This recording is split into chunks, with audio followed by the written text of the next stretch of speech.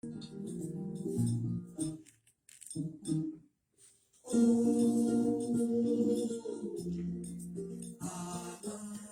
cool show. I greet you as you work this morning, this afternoon, or this evening. Whatever time of day it is where you are, I pray that your mind, your body, your spirit, your heart are all poised to receive, accept, and respond to words of wisdom. I say, I studied Spanish and became quite fluent in the language. But still, there are words that um, I really love in Spanish that are so difficult to translate directly into English. Same is true of Yoruba. And Yoruba even more so. There's so many words and concepts that are, really best expressed in Yoruba language. And I'm sure every language has this trend. You can only approximate what we're trying to say when we start to translate these terms. But anyway, the term that I want to share with you today has always been one of my favorites, and it's desengañate. Desengañate.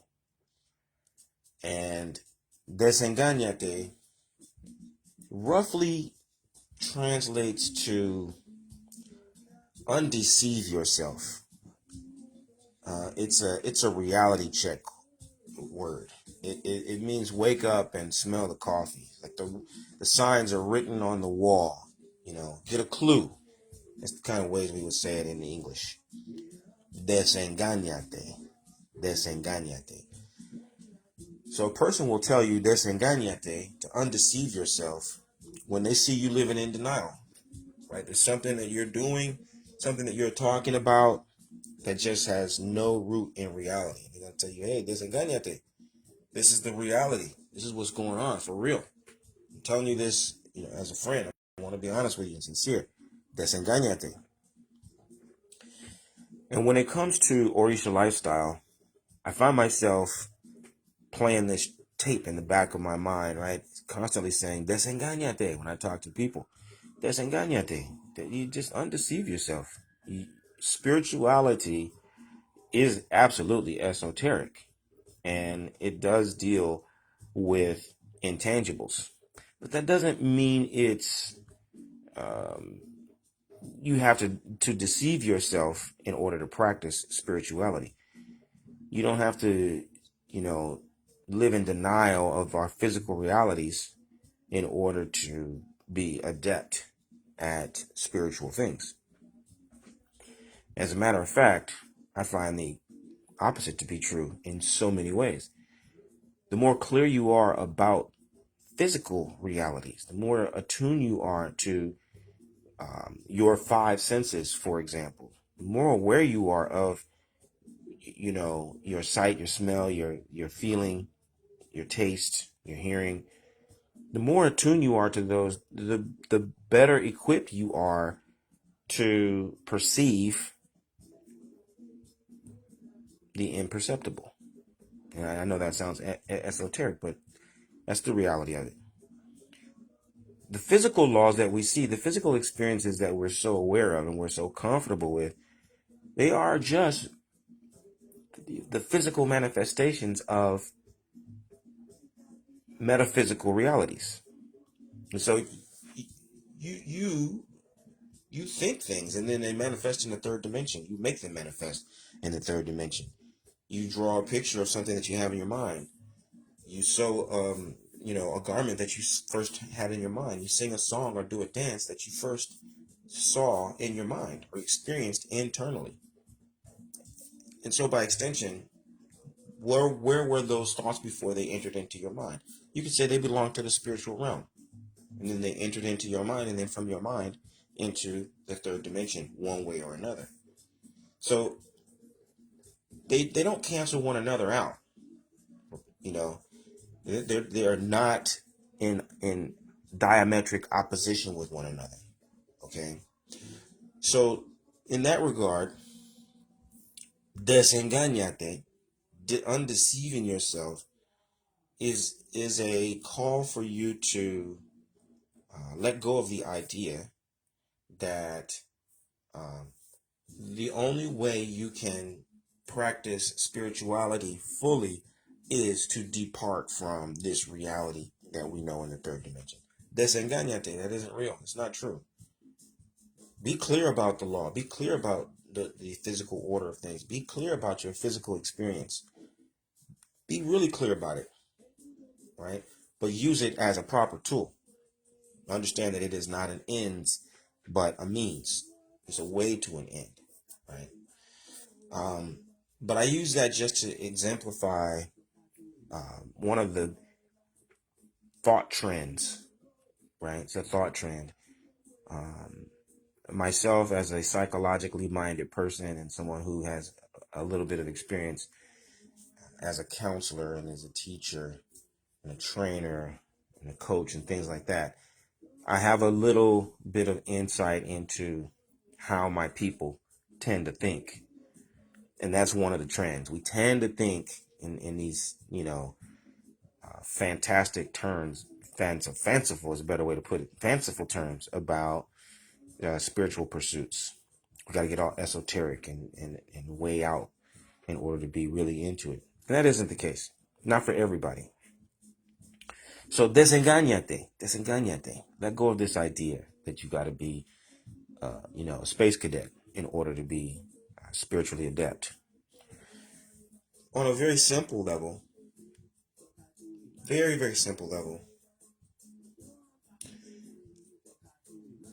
I work with a fair number of people. This is a prevalent thought, even more prevalent thought amongst um, a lot of people, maybe everybody. I'm going to say there's a dash of this line of thinking of self-deception amongst all of our people, right? And we need to practice desengañate, right? Everyone needs to desengañarse. Everyone needs to undeceive themselves in this regard. This is where, hey, I'm smart, I'm good looking, I'm hardworking, I'm devoted, I'm honest, I am committed, I'm attractive, I bring something to the table. And because of that, I believe that my work is done, right? Essentially, I start to overstate my value because I have value. I think that me having value is enough. And if everything isn't exactly the way I want it to be because I am adding value, then something is wrong with you.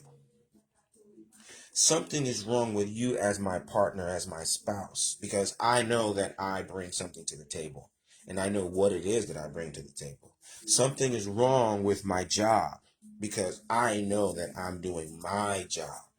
Something is wrong with my siblings or my parents or my children because I'm doing my job, right? Desengañate. Undeceive yourself. Just because you are, let's say you are fully functional and you really are doing everything right, that doesn't mean that everything in your environment and everybody in your environment is automatically going to vibe with you. They're going to resonate with you and just fall in line with whatever it is that will make you comfortable.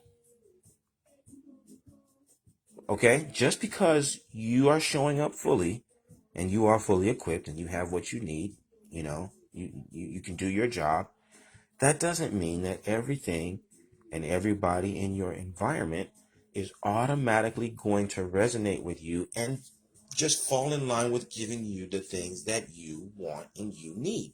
They're going to just automatically know how to make you comfortable. They're going to automatically know how to shift so that you can be optimized in your function. That's not going to happen. Desengañate. Desengañate. Right? And that's a really, really big problem. Really big problem. And when you find yourself in that kind of a situation, It becomes so difficult for you to resist the temptation to be entitled or to feel entitled. That's what I'm trying to boil it down to. When we have something to contribute one way or another, it tends to be easy for us to slip into entitlement. Just a little, one step away from the world owes me something. Desengañate.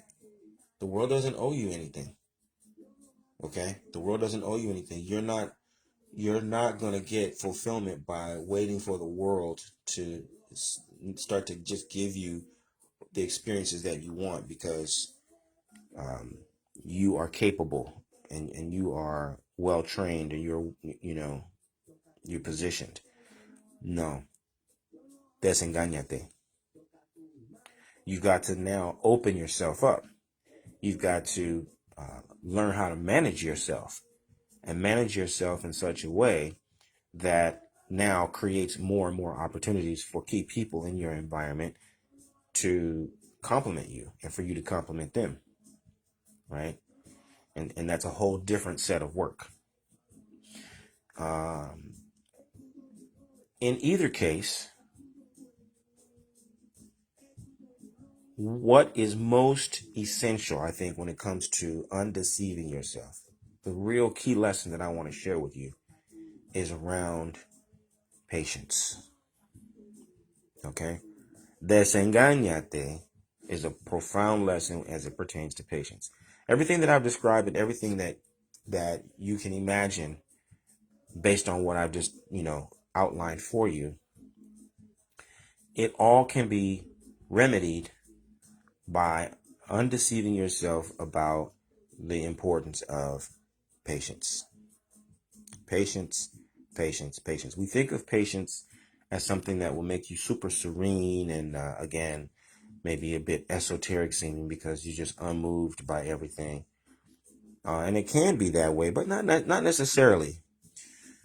Um, one of the most practical blessings and benefits of practicing patience is really going to mean that you just don't quit. You don't just stop the process. You don't just withdraw from the process, right? Even if you have to change venues, even if you have to change partners, even if you have to change environment, even if you have to change your career, your profession, right? You can't quit the mission, okay? You can't quit the mission. You can't stop halfway or a quarter of the way or 70% of the way. And this is one of the most important lessons that you can learn. Desengañate. Undeceive yourself about the idea that you can just stop, right? And you can just pick up um, at another time, right? I see something like this in the school of Orisa studies. Actually, there's a pretty big percentage of people who believe that because the lessons and the training and the attention is there now, that it's just going to be there forever and ever and ever. And they respond to the opportunity to get involved, to join, but like for whatever reason, it isn't clicking for them as easily or as quickly as they would have thought, and so they withdraw. And they're taking for granted that this is all just going to be here next year and the year after and the year after. And it probably won't. It probably won't. Right? The resources will be there. I'll always keep the resources there. But the way I'm delivering it today, I can almost guarantee that this phase of my work will be finite. There will be certain things that I will accomplish. There will be a body of work that I will establish in this time. And then it will be time for me to evolve as well. And I'll move on. I won't abandon the mission, though. I'll never abandon the mission. But the manifestation, the way I work the mission, must evolve. And so when I look at people who are here at this present moment, and they have the opportunity to get involved and participate, but they choose not to, and I talk to them, there's the idea that, well, I'll get back to it. Okay. By the time you get back to it, the format will be different, right? Desengañate. Let go of this idea that your opportunities are just eternal. You have all the time in the world, and you can always pick it up whenever you feel like it. That isn't the case. When you see the opportunity to grow and to develop, you need to take that opportunity and you need to master what it is you're doing. You need to have the patience to master it. Desengañate. We're not dipping and dabbling when it comes to destiny. We are not dipping and dabbling when it comes to destiny. When you get on the path of destiny, you're pursuing something with the intent to align yourself with your destiny. That's something that absolutely positively requires a long-term commitment. Desengañate.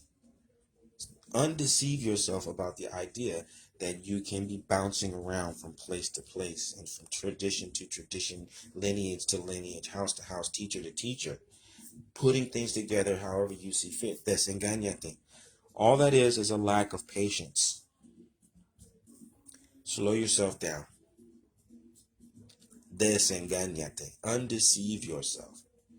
Stay in the pocket until the lesson is learned. And the lesson is learned when you have mastered the content. Okay? That's the only way you can really measure your success. And you ought to be measuring your success. You ought to be taking stock of what you're accomplishing, what you're learning, how you're developing, with the intent to master the content. Desengañate. This isn't a hobby. It's not something that you get into like scrapbooking for a minute, and it's something you get into like breakdancing for a minute, and something you get into like salsa dancing for a minute. And no, that's not why you practice Orisa. It's not why you are involved with Ifa. Desengañate. You got to be patient. This isn't a quick process. Okay? There's a life cycle to your spiritual development. And you've got to follow that cycle through all of its phases in order for you to get the fullness of the opportunity. Desengañate. Undeceive yourself. This is not a hobby. It is not a casual pursuit. It's something that is going to require lots of patience, lots of time, lots of devotion. Okay? And so when you find yourself tempted to disengage, to drop out, to withdraw, desengañate. Ask yourself, is it finished? Have I completed this body of work? Have I mastered this content?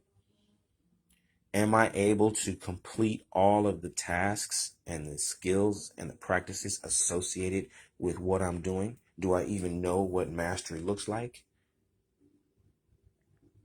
Those are the questions you need to ask yourself every time you're thinking about, I'm going to withdraw. Of course, there will be things that you will say to yourself about how much time you have, about how much money you have, about who you get along with or who you don't get along with, or all those things. Of course, they'll always crop up as competing interests. But there can be no other priority than fulfillment of destiny. Desengañate. Desengañate. Put your destiny at the center of your life and be patient. Be patient. Take your time, step by step by step by step by step. And you will see, when you prioritize your things that way, and you're real about how important it is to be patient, you will start to see a different you. You will start to realize a higher version of you.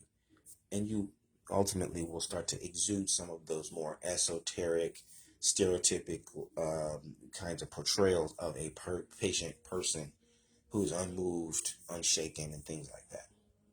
Right? But it comes from setting certain kinds of priorities and responding to those priorities with realism, with the kind of realism that they deserve.